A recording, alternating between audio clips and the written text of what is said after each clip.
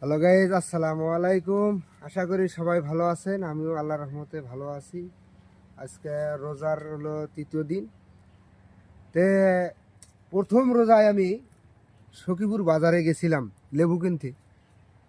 লেবুর যে দাম, মনে চায় না যে লেবু নিয়ে আসি। পরে চিন্তা ভাবনা করলাম যে দেশে অনেক জিনিস উঠে যাইতাছে। তা আমি একটা পরামর্শ দিলাম যে আসলে লেবুর পরিবর্তে জাম্বুরে কেনা যায়। হ্যাঁ, পরে লেবুর কেজি 200 টাকা, জাম্বুরের হালি 200 টাকা। জাম্বুরার সাইজ বড়, লেবুর সাইজ ছোট।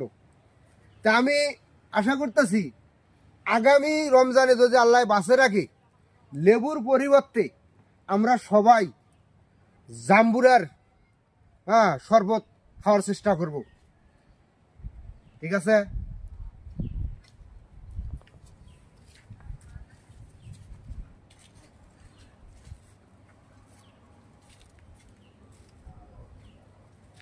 ঠিক আছে।